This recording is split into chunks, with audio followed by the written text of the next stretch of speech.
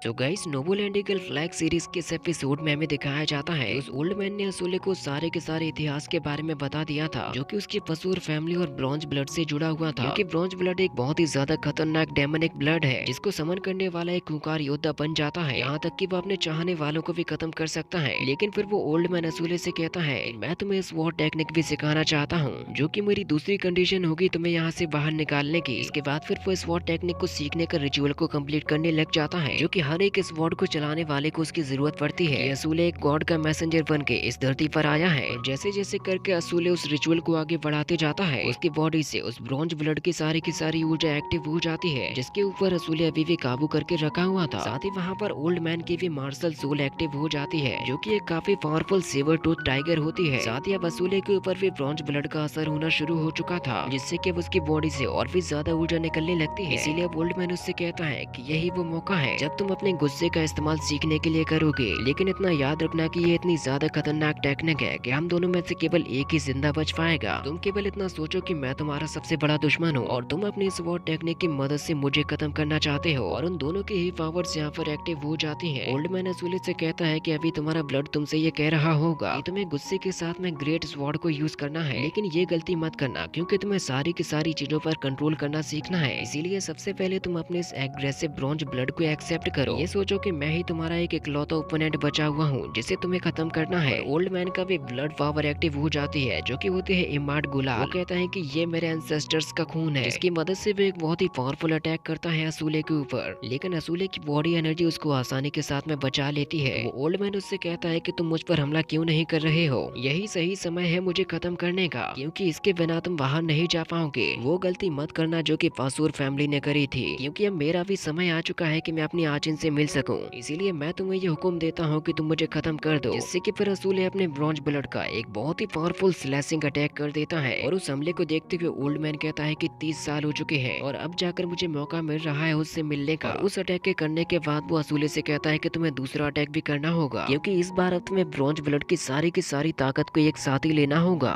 इसीलिए अब जल्द से जल्द एक ही हमले के साथ में मुझे यहीं पर खत्म कर दो, क्योंकि यही मेरी तीसरी कंडीशन है तुम्हें यहाँ से बाहर भेजने की। और अब तो ओल्ड मैन की वो मार्शल सोल भी डिसअपियर हो जाती है। असूले कहता है कि मैं दूसरे लोगों को बचाने के लिए इस टेक्निक को सीख रहा हूँ, ना कि किसी भी निर्दोष व्यक्ति को मारने के लिए, जो कि एक तरीके से अब मेरा गुरु बन चुका है। ओल्ड मैन असूले से कहता है कि तुम बेवकूफ हो, मैं तुम्हें मौका देना चाहता हूँ एक महान हीरो बनने का, तो फिर तुम उसको क्यों नकार रहे हो? क्योंकि इस नाइफ टेक्निक को सीखने के लिए एक बलि की जरूरत होती है और मैं तुम्हारे लिए अपना बलिदान देना चाहता हूँ, इसीलिए आकर मुझे खत्म कर दो। लेकिन असूले ऐसा किसी भी हालत में नहीं कर सकता था। इसीलिए वो ओल्ड मैन से कहता है कि अगर मैंने ऐसा किया तो मैं कभी भी एक ग्रेट हीरो नहीं बन पाऊंगा। और असूले के इतना कहते ही ओल्ड मैन को आचन की बात याद आ जाती है कि उसने भी मरने से पहले यही सेम बात बोली थी, लेकिन ये जानते हुए भी कि वो एक अच्छा हीरो नहीं बन पाएगा। फिर भी आचन ने कभी भी उससे नफरत नहीं की, बल्कि वो तो उम्मीद करती थी कि जरूर एक न एक दिन ब्रॉन्ज ब्लड को हरा दिया जाएगा, जिसकी वजह से अब ओल्ड मैन समझ जाता है कि असूले की सोच एकदम आचन की तरह ही है। इसीलिए वो उससे कहता है कि अब तुम अपने ब्रॉन्ज ब्लड की पोजीशन से बाहर आ सकते हो, क्योंकि किसी भी हालत में असूले उसे नहीं मार सकता था। और फिर वो उससे कहता है कि हो सकता है कि शायद अभी भी कोई उम्मीद हो कि तुम अपनी इस पसूर फैमिली पर लगे हुए सबसे बड़े श्राप को एक वरदान में बदल सको। इसीलिए मैं उम्मीद करता हूँ कि तुम इससे लड़ते रहो और हमेशा ही इसके ऊपर काबू बनाए रखना। और अब चलो मेरी भी बारी आ चुकी है अपना वादा पूरा करने की। जैसा कि मैंने तुमसे कहा था